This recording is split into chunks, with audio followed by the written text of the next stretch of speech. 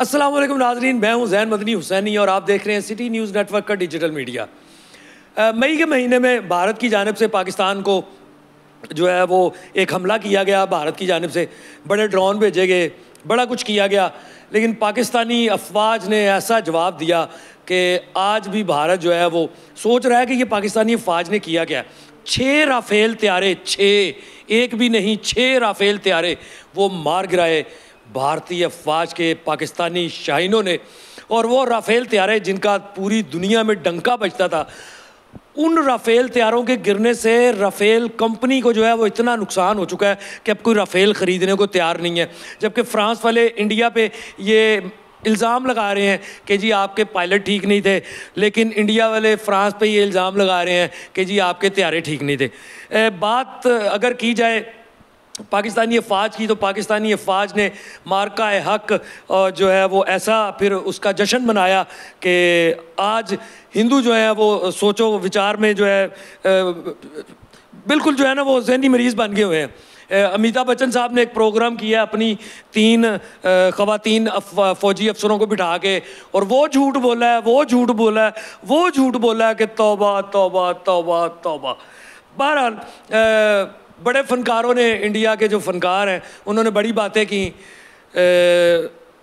अभी हाल ही में एक वीडियो वायरल हुआ है भारतीय अदाकार मिथुन चक्रवर्ती का, और वो क्या कह रहे हैं, वो कह रहे हैं कि अगर पाकिस्तानी बाज ना आए तो हम एक डैम बनाएंगे, और वो डैम बनाने के बाद 1 अरब 48 करोड़ जो हिंदू हैं वो उसमें पेशाब करेंगे, और वो पेशाब करने के बाद हम वो डैम पाकिस्तान की तरफ खोल देंगे।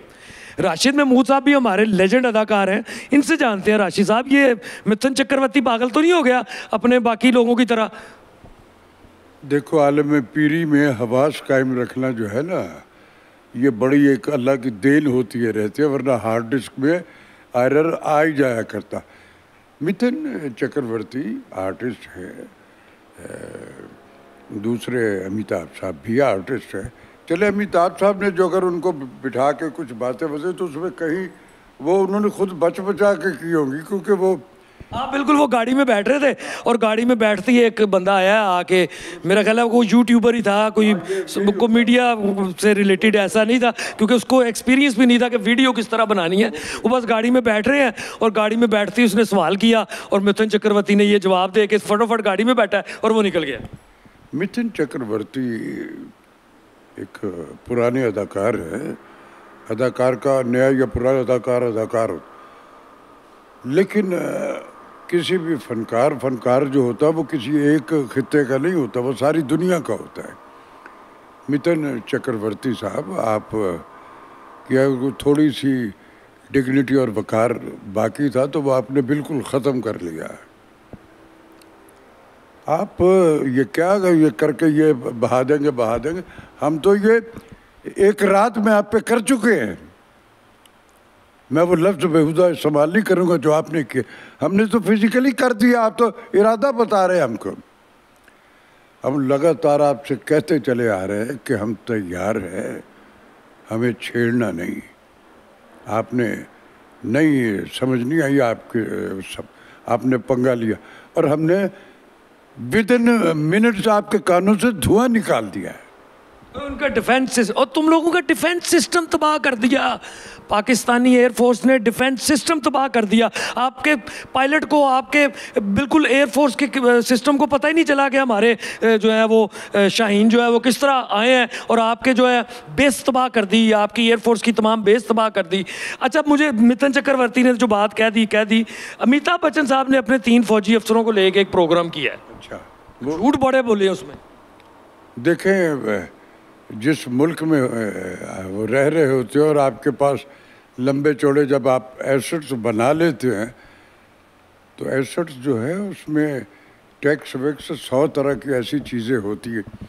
जैसी एक वो सैफ साहब के, जो पटौदी साहब के, उनको भी एक कॉन्फ्लिक्ट उनके भी गले पड़ा हुआ। तो अपने उस इकनॉमिकल इंसेंटिव को बचाने के लिए वो बेशुमार जो मुख्तलिफ़ तरह की लगा लिपटी होती है ना, वो उसको शुगर कोटेड बनाता है, कोई किसी इंटरप्रिटेशन से करता है, तो इस तरह से उन्होंने भी ये सारा कुछ कर दिया होगा।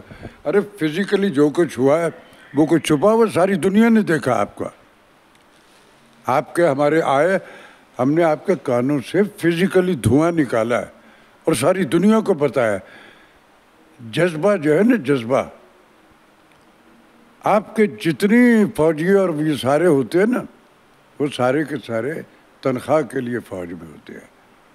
हमारा फौजी जो है ना, वो रब की रज़ाओं के लिए और अपने देश, अपने वतन, अपने रिलीजन के लिए शहीद होने का जज्बा लेके बाहर उसका मुकाबला तुम कैसे कर सकते हो?